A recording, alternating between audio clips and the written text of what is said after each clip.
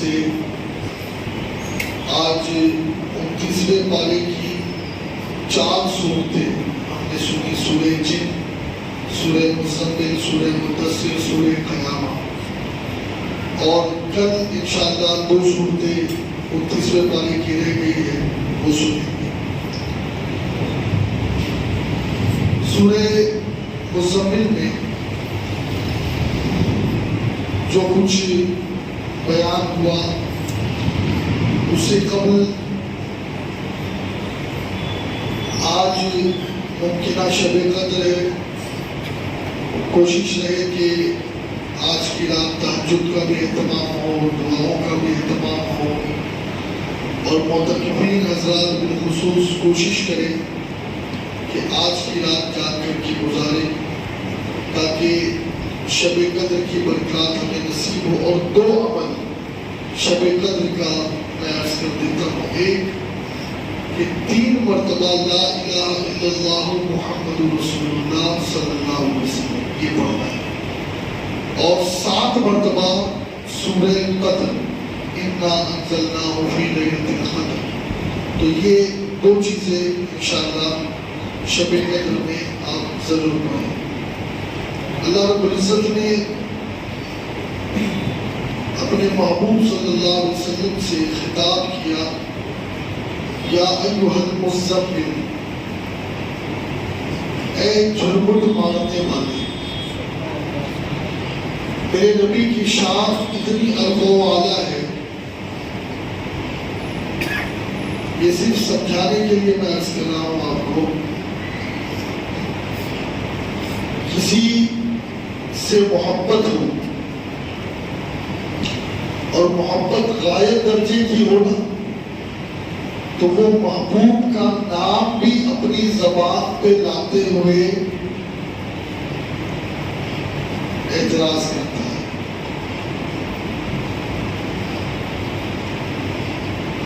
اب محبوب کو یاد کرنے کا طریقہ کیا؟ تو پھر وہ ایسے یاد کرتا ہے میرا محبوب وہ جس کی زلفیں ایسی، جس کی آنکھیں ایسی، جس کی چال ایسی، جس کا لباس ایسا۔ قرآن پاک میں اللہ نے 25 یا 26 نبیوں کو یاد کیا، یاد فرمایا، اور ان نبیوں کے جو نام آئے تو اللہ نے ان نبیوں کو جب مخاطب کیا تو ڈائریکٹ یا موسیٰ یا عیسیٰ یا ادریس، یعنی ان نبیوں کو نام لے کر کے بلایا۔ لیکن جب بات آئی میرے نبی کی تو پورا قرآن اٹھا کر دیکھ لو، رب نے کہیں یا محمد نہیں کہا،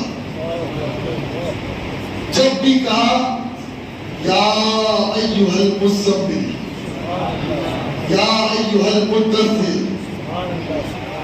یا ایھا الرسول، یا ایھا النبی۔ رب نے حضور کے اوصاف بیان کی، حضور کی شانیں بیان کی، حضور جس کیفیت میں تھے اس کیفیت کو بیان کیا۔ یہاں بھی ایک رات ہے، اور وہ رات ایسی ہے کہ سردی کی رات ہے۔ میرے نبی چادر اوڑھ کر کے رات میں نماز پڑھ رہے ہیں، ہوائیں چل رہی ہے، کبھی چادر سے چہرہ چھپ جاتا ہے، کبھی کھل جاتا ہے، کبھی چھپ جاتا ہے، کبھی کھل جاتا ہے۔ اللہ کو محبوب کی یہ بندگی پسند آئی۔ اب یاد کیسے کیا؟ یا ایھا المزمل، اے جھرمٹ مارنے والے۔ جھرمٹ سمجھتے نا کہ کبھی تو چہرے کا دیدار ہو جائے، کبھی چہرہ چھپ جائے۔ اللہ قم اللیل الا قلیلا، رات میں قیام فرما سوا کچھ رات کے۔ یعنی محبوب یہ ہر رات جو تو کھڑا ہوتا ہے نا، ہر ہر رات، اور ہر رات کھڑے ہونے کی وجہ سے تیرا پیر سوج جاتا ہے، تیرے پیر میں ورم آ جاتا ہے، کبھی کبھی تیرا پیر پھٹ جاتا ہے کھڑے رہنے کی وجہ سے۔ محبوب ہر رات نہ جاگا کر، ہر رات نہ کھڑا ہوا کر، محبوب کچھ رات آرام بھی کر لیا کر۔ کیا خیال فرمایا ہے محبوب کا، کچھ آرام بھی کر لیا کر۔ حضرت عائشہ نے حضور اکرم صلی اللہ علیہ وسلم سے عرض کی کہ حضور آپ رات رات بھر جاگتے ہیں، عبادت کرتے ہیں، گریزداری کرتے ہیں، روتے ہیں۔ آقا نے کیا فرمایا؟ عائشہ کیا میں اللہ کا شکر گزار بندہ نہ بنوں؟ میں اللہ کا شکر گزار بندہ نہ بنوں؟ کہا قم اللیل الا قلیلا، سوا کچھ رات کے، نصفہ او انقص منہ قلیلا، آدھی رات یا اس میں بھی کچھ کم کر، یہ پوری رات جاگنے والا سسٹم بند کر، آدھی رات جاگ لے، آدھی رات میں بھی کچھ کم کر۔ پیار ہی کچھ ایسا ہے محبوب سے، محبوب کا درد گوارا نہیں ہوتا رب کو، محبوب کی تکلیف رب کو گوارا نہیں۔ یہ آدھی رات جاگ لیکن اس سے بھی کچھ کم کر، اور زد علیہ ورتل القرآن ترتیلا، یا اس میں کچھ بڑھاؤ کچھ بڑھا دو، اور قرآن خوب ٹھہر ٹھہر کر پڑھو۔ یعنی حضور کا نماز میں قرآن پڑھنا بھی رب کو پسند ہے۔ پہلے تو چادر کی بات کی اور اب نبی کے پڑھنے کی بات کی۔ محبوب تو پڑھنا بہت اچھا ہے، ہاں پڑھنا ٹھہر ٹھہر کر پڑھ۔ یہ آج کل کے حافظوں کو کیا ہو گیا ہے، کیا ہو گیا ہے آج کل کے حافظوں کو؟ کبھی کبھی تو کچھ حافظوں کے پیچھے جب کھڑے ہوتے ہیں نا، خدا کی قسم دل کرتا ہے کہ ابھی رکعت توڑ کر کے جا کے اکیلے نماز پڑھو۔ یعنی مذاق بنا دیا ہے قرآن کو۔ کیا کرے کوئی مشین چلا گیا، کوئی لفظ تو سمجھ میں آئے قرآن کو۔ رتل القرآن ترتیلا، ابو ٹھہر ٹھہر کر پڑھ، ترتیب کے ساتھ پڑھ۔ انا سنلقی علیک قولا ثقیلا، بے شک ان قریب ہم تم پر ایک بھاری بات ڈالیں گے، ایک بھاری بات ہم تم پر ڈالیں گے۔ اب یہ بھاری بات کیا ہے جو اللہ فرما رہا ہے کہ نبی ہم تم پر ڈالیں گے؟ یعنی ہم قرآن پاک کی آیتیں تم پر اور اتاریں گے جس میں اوامر اور نواہی ہوں گے، اور جو تکالیف شاقہ ہے مکلفین پر بھاری، تو بھاری بات ڈالیں گے۔ ان ناشئۃ اللیل اشد وطئا واقوم قیلا، بے شک رات کا اٹھنا اور زیادہ دباؤ ڈالتا ہے اور بات خوب سیدھی نکلتی ہے۔ دوستو یہ جو رات ہے نا، رات ہی سکون عطا کرتی ہے، رات یکسوئی عطا کرتی ہے، رات وائس پولوشن سے دور ہوتی ہے، رات سناٹے میں ہر کسی سے دور ہو کے، ہر آواز سے بچ کر جب بندہ اپنے رب سے تعلق جوڑنا چاہتا ہے نا تو بہت جلدی جڑ جاتا ہے۔ اور اکثر آپ دیکھیں نا جتنے اللہ والے ہیں انہوں نے رات ہی کا استعمال کیا ہے اپنے رب سے قرب حاصل کرنے کے لیے، اپنے رب سے ملاقات کے لیے۔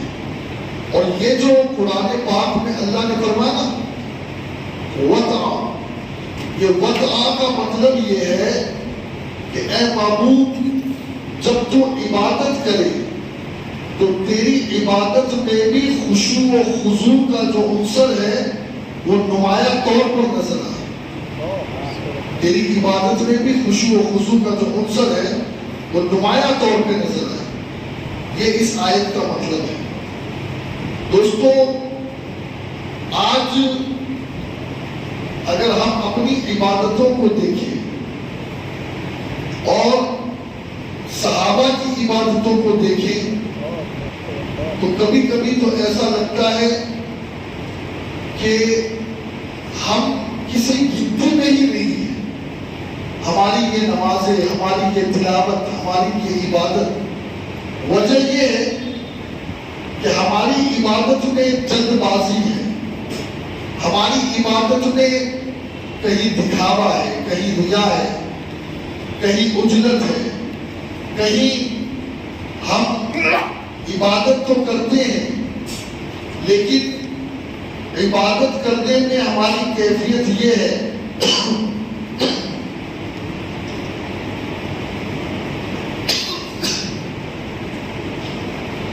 کہ ہم اس عبادت کو بس ایک فارملٹی کے طور پر یا جیسے ایک فرض اتارنا ہے، سمجھ رہے، اس طریقے سے ادا کرتے. اللہ والوں کی نمازیں، اللہ والوں کی عبادت ایسی تھی کہ جب وہ عبادت میں جاتے تو اللہ کی یاد میں ایسے منہمک ہو جاتے کہ ان کے چہرے کا رنگ بدل جاتا.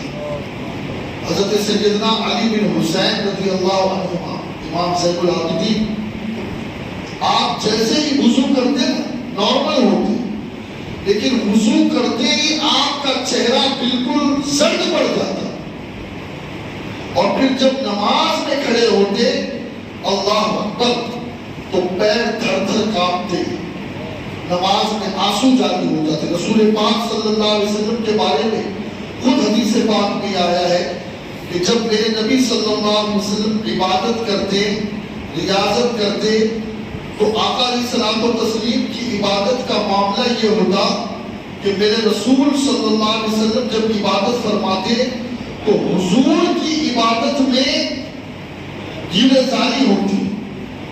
حضور عبادت کرتے وقت روتے، آنکھوں سے آنسو بہتے، کھڑے ہوتے نا جب نماز میں تو آنکھوں سے آنسو بہتے اور سینے سے ایسی آواز آتی کہ جیسے کہ کسی ہڈیاں میں کوئی چیز پک رہی ہو. تو اس ابال کی جو آواز ہوتی، ایسی آوازیں میرے نبی کے سینے سے اٹھتی. یہ کیا تھا؟ یہ رسول پاک صلی اللہ علیہ وسلم کا خشوع و خضوع تھا. اور یاد رکھیں دوستو، خشوع و خضوع جب تک ہماری عبادت میں نہیں. علماء نے کہا کہ خشوع یہ لازم ہے، یہ ضروری ہے، بلکہ بعض علماء کے نزدیک تو واجب ہے. یعنی انہوں نے خشوع کو واجب قرار دیا. خشوع کہتے کسے ہیں؟ ظاہری آداب مکمل ہو، یعنی جو شریعت کی پابندی، اور اس کے ساتھ ساتھ دل بھی اللہ کی یاد میں لگا. ایک آدمی یوں گردن جھکا کر کے عبادت کر رہا تھا. حضرت عمر نے کہا وہ ایک گردن جھکانے سے کچھ نہیں ہوتا، تیرا دل بھی جھکنا چاہیے، تیرا دل بھی جھکنا چاہیے. ایک شخص نماز پڑھ رہا ہے، اب نماز میں داڑھی کے ساتھ یوں کر رہا ہے. آقا نے اس کو دیکھا، فرمایا اگر اس میں خشوع و خضوع ہوتا تو یہ نماز کے اندر کھیل نہیں کرتا. آج ہماری نمازیں ایسی ہے یا نہیں بتا. کبھی کوئی کہاں ہاتھ ڈال رہا ہے، کبھی کوئی کچھ کر رہا ہے، کبھی کوئی کھجلی کر رہا ہے. ارے نمازیں تو ان کی تھی. اللہ اکبر، اللہ اکبر. کہ اللہ کے نبی علیہ الصلوۃ والتسلیم نے ایک مہاجر اور ایک انصاری صحابی کو ایک ذات الرقا غالباً یہ غزوہ تھا. اس موقع پر سنن ابو داؤد کی حدیث ہے کہ آقا علیہ السلام نے انہیں بیداری کے لیے ذات الرقا، حضرت جابر بیان کرتے غزوہ ذات الرقا تھا. یعنی کسی غزوے کے لیے صحابہ نکلے تھے. اب جانتے ہیں آپ کہ جب رات میں آرام کے لیے پڑاؤ ڈالتے ہیں, پڑاؤ ہوتا ہے, آرام ہوتا ہے, تو دشمن کا خوف ہوتا ہے کہ حملہ نہ کر دے, تو کچھ لوگوں کو چوکی داری کے لیے رکھا جاتا ہے. تو آقا نے دو صحابہ کو, ایک انصاری تھے اور ایک مہاجر تھے, ایک ٹیلے پہ کھڑا کیا کہ تم یہاں سے نگہبانی کرنا. اب ہوا کیا کہ وہ مہاجر صحابی جو تھے وہ لیٹ گئے. انہوں نے کہا بھائی تھوڑی دیر آپ جاگ لینا, اس کے بعد میں جاگ لوں گا. اب انصاری صحابی جو تھے نا, انہوں نے کہا اب کھڑے کھڑے میں کیا کروں گا, چلو نماز پڑھتا ہوں. اب انہوں نے نماز شروع کر دی. اب دشمن نے دیکھا تو وہ سمجھ گیا کہ ایک تو سو رہا ہے اور ایک نماز پڑھ رہا ہے. تو اس نے کیا کیا, اس نماز پڑھنے والے صحابی پر ایک تیر چلایا, پھر دوسرا تیر چلایا, پھر تیسرا تیر چلایا. یہ صحابی کا حال یہ ہے کہ یہ صحابی نماز ہی میں لگے, نماز توڑ نہیں رہے. اللہ اکبر. خیر سلام پورا ہوا تو جیسے ہی سلام ہوا دشمن سمجھ گیا کہ بھائی ان کا سلام ہو گیا, یہ دوسرے کو اٹھائے گا, تو وہ بھاگ گیا. اب ان صحابی نے دیکھا تو ان کو تین تیر لگے, تو انہوں نے اپنے ساتھی کو اٹھایا. وہ ساتھی اٹھے, مہاجر, کہا یہ کیا تم پر حملہ ہوا اور وہ بھی تین تیر؟ ارے جب پہلا تیر لگا تھا تبھی مجھے بتا دیتے, تبھی مجھے اٹھا دیتے تاکہ میں اسے پکڑ لیتا, اس پر میں حملہ کرتا. وہ انصاری کہتے مجھے پتہ ہی نہیں چلا, مجھے پتہ ہی نہیں چلا, نماز میں مجھے پتہ ہی نہیں چلا کہ مجھے کب تیر لگا. دوستوں کیسی نماز تھی, وہ کون سی مخلوق تھے یار, وہ کس دنیا کے لوگ تھے. ہمارے یہاں تو چھوٹی سی چیٹی آ جائے نا تو ہم پہلے چھکتے ہیں پھر سجدہ کرتے ہیں, اور وہ چیٹی کی ناک میں ہی گھس جائے. کہ ہمارا بھی حال جو ہے وہ اس کی طرح نہیں ہو جائے, نمرود کی طرح کہ وہ ستا کر رکھتے. اللہ حضرت امام اعظم ابو حنیفہ, حضرت عروہ بن زبیر, ڈاکٹر نے کہا کہ تمہارے جسم کا یہ ایک حصہ ہے, یہ کاٹا جائے گا. ٹھیک ہے کاٹ دو, لیکن کہا تمہیں تھوڑی شراب پلائی جائے گی تاکہ کچھ دیر کے لیے تمہارا ذہن ڈائیورٹ ہو اور تمہیں اس کی تکلیف محسوس نہ ہو. حضرت عروہ نے کہا نہیں, جس چیز کو میرے رسول نے منع کیا ہے میں اسے منہ نہیں لگاؤں. کہا پھر کہا جب میں نماز میں رہوں اس وقت تو اپنا کام کریں. اللہ. حضرت عروہ بن زبیر نماز پڑھنے کے لیے کھڑے ہوئے, اس نے کاٹا, اپنا پورا آپریشن کیا. حضرت عروہ نماز ہی میں رہے, نماز ہی میں رہے, اور ذرا بھی حرکت نہیں کہ کوئی حرکت ہوئی ہو جسم پر. خشوع و خضوع اس کیفیت کا رہا. اور میرے نبی نے تاکید کی ہے کہ لوگوں تمہارا دل بھی نماز میں حاضر ہو. اور ایک بات کہوں, مفتی اعظم ہند رحمت اللہ علیہ اعلیٰ حضرت کے صاحبزادے ہیں, ایک بار نماز پڑھ رہے تھے تو علامہ قمر اعظمی صاحب رحمت اللہ دعوت میں کالم آلیا پیچھے سے پنکھا جھیل رہے تھے. حضرت نماز پڑھ رہے ہیں تو حضرت کی نماز کو ڈسٹرب نہ ہو. اب جیسے ہی آپ نے سلام پھیرا, پیچھے دیکھا تو پنکھا جھیل رہے, آپ جلال میں آ گئے. کہا میں اپنے رب کی نوکری میں لگا ہوں, میں اپنے رب کی غلامی میں لگا ہوں, تم کیوں مجھے پنکھا جھیل کر کے تکلیف دیتی ہو؟ پسینہ بہہ رہا ہے, لیکن اللہ والوں کی نماز یہ کہ انہیں اے سی, فین اور ان کی فکر نہیں ہوتی, کیونکہ ان کی لو تو اپنے رب سے لگی ہوتی. ہاں, ہواؤں کے چکر میں وہ لوگ پڑھتے ہیں کہ جن کا تعلق ہی رب سے جڑا نہیں ہوتا، ورنہ جو اللہ والے ہوتے ہیں ان کا حال یہ ہوتا ہے کہ پنکھا چلے نہ چلے، بجلی ہو نہ ہو، اے سی ہو نہ ہو، ان کی لو تو اپنے رب سے لیتے ہیں۔ سبحان اللہ، سبحان اللہ، ان کی لو اپنے رب سے لیتے ہیں۔ حضرت امام بخاری رحمۃ اللہ علیہ، اللہ، حضرت عبداللہ بن اسماعیل بخاری، جو بخاری شریف ہم پڑھتے ہیں نا حدیث کی کتاب، اللہ اکبر، امام بخاری رحمۃ اللہ تعالیٰ علیہ نماز پڑھ رہے ہیں اور ایک جانور ہے جس کا نام ہے بڑ۔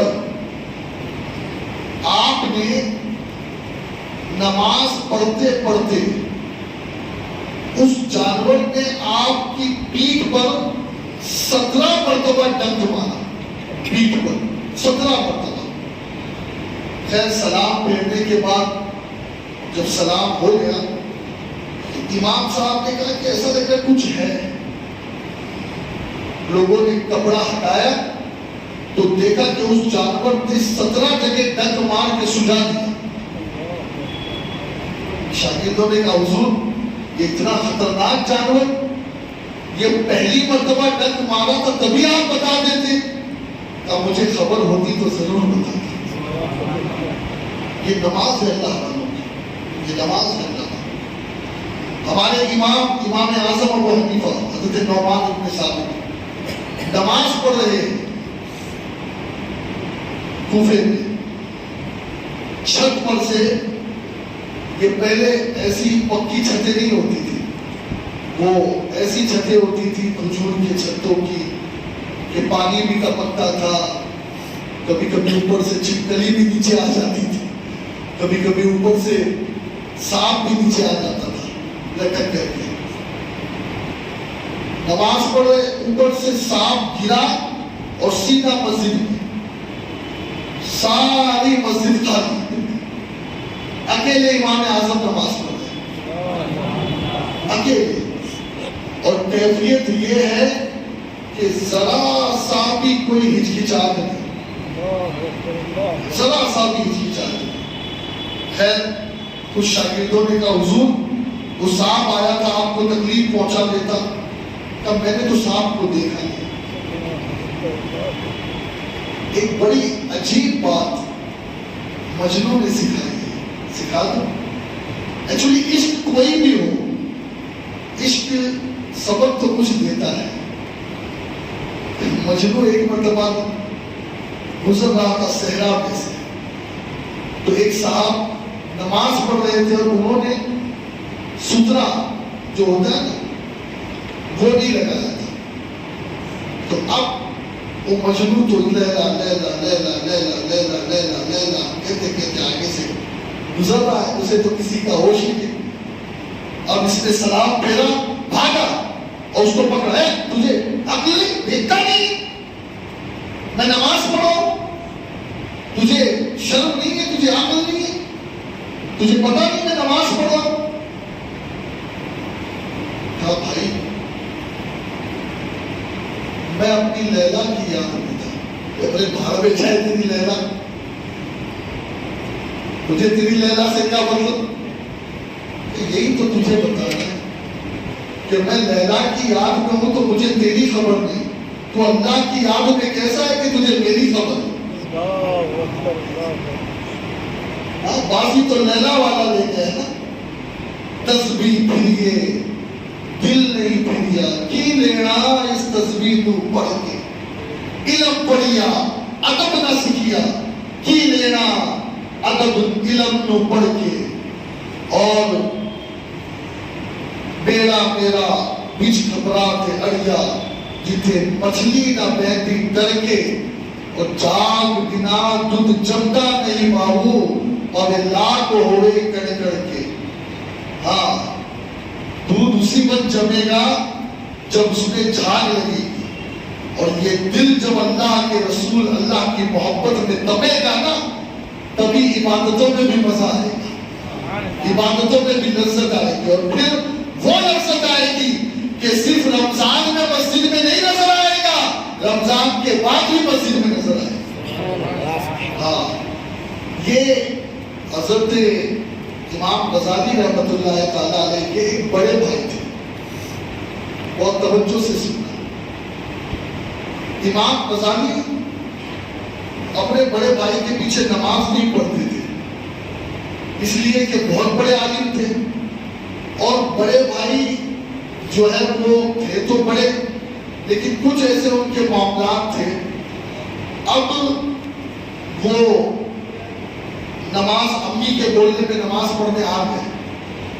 اب جیسے ہی نماز پڑھنے لگے تو نماز پڑھنے کے بعد جیسے ہی انہوں نے کسی آیت میں کچھ وہ کر دی یا کسی مسئلے میں، تو امام اعظم کے راستے میں ایک حضرت امام غزالی نے اسی وقت نماز الگ پڑھ کے گھر آ گئے. امی آپ بھی زبردستی کہتی ہو کہ بڑے بھائی کے پیچھے نماز پڑھو. تو امی نے کہا کیا ہوا؟ کہا وہ ایسے ایسے نماز پڑھو. تو بھائی نے کہا بھائی کا خیال تو نماز میں تھا، تیرا خیال بھائی میں کیوں تھا؟ کاش کہ تیرا خیال بھی تیرے رب کی یاد میں ہوتا. اللہ. اور بس ایک آخری بات عرض کر کے گفتگو، یعنی کوفت ہوتی ہے جگہ جگہ پہ وہ رکھی ہوتی ہے تھوکتا، اور ایسے ایسے لوگ ہوتے ہیں کہ بس وہ ایک رکعت نہیں ہوتی کہ بس تھوکو، دو رکعت نہیں ہوتی کہ تھوکو. خیر، تو اب اللہ ہمیں وہ نماز عطا فرمائے جو بزرگوں نے عطا کی، جو نبی نے عطا کی، جو نماز اللہ کی مطلوب اور مقصود ہے. بس ایک آخری بات عرض کر کے گفتگو کو میں ختم کروں. پیران پیر شیخ عبد القادر جیلانی سرکار نماز پڑھ رہے ہیں، ان کے بیٹے خود حضرت عبد الرزاق روایت کرتے ہیں. قلائد الجواہر میں یہ روایت موجود ہے. غوث پاک نماز پڑھ رہے ہیں، ایک سانپ پھن کھول کے اصغر کا استحال پھن کھول کے غوث الاعظم کے سجدے کی جگہ ہے. غوث الاعظم نماز سجدے کا وقت آیا، اس نے سوچا ہوگا کہ ڈر کے سجدہ نہیں کرے گا. غوث الاعظم نے ہاتھ سے ہٹایا، سجدہ کیا. اب تحیات میں بیٹھے تو گود میں آ کر بیٹھ گیا. پھر پیچھے سے ایسے لپیٹتے ہوئے گلے میں آ کر کے راؤنڈ ہو گیا اور منہ کھول کے یوں سامنے، منہ کے سامنے غوث الاعظم دستگیر نے سلام پھیرا، وہ غائب. حضرت شیخ عبد الرزاق کہتے ہیں غوث پاک کے بیٹے کہ ابا کی نماز میں ذرا بھی فرق نہیں آیا، ذرا بھی فرق نہیں آیا. خیر، دوسرے دن غوث الاعظم دستگیر تشریف لے گئے. ایک جنگل کی طرف عبادت کے لیے، تو وہاں وہ نمودار ہوا کہ حضور کل میں ہی تھا جو آپ کا امتحان لینے کے لیے آیا تھا. اور میں نے کہا میں دیکھوں تو صحیح کہ آپ کا معاملہ آپ کے رب سے کیسا ہے. کہا اس مقام پر میں نے جتنے ولیوں کو چیک کیا سارے ولی فیل ہوئے، بس ایک آپ ہی ہے جو اس مقام پہ پاس ہوتے نظر آئے. اللہ، آپ ہی ہے جو اس مقام پہ پاس. آپ بولو نا، اگر سانپ آ جائے اس طریقے سے تو پھر حال کیا ہو، پھر حال کیا ہو. آدمی تو بھاگ جائے، عقل خراب ہو جائے، دماغ خراب ہو جائے. خیر دوستو، دعا کرے نا. یہ عبادتیں نہیں لگتا مجھے نہیں لگتا کہ یہ عبادتیں اس کی بارگاہ میں پیش کرنے کے لائق ہیں، اس لیے کہ اسے منظور خشوع و خضوع ہے. آقا فرماتے اے لوگوں، تم اپنی عبادتوں کو صحیح ادا کرو، میں تمہارے خشوع کو بھی دیکھتا ہوں، تمہارے رکوع کو بھی دیکھتا ہوں. جیسے میں آگے سے دیکھتا ہوں ایسے پیچھے سے بھی دیکھتا ہوں. ہاں سمجھیں اس کا مطلب کیا؟ خیال نہ بھٹکے، دل نہ بھٹکے، ذہن میں کوئی خیال نہ آئے. بس اللہ ہی کی یاد ہو. اللہ کرے کہ ہمیں ایسی نمازیں نصیب ہو. وما علینا الا البلاغ.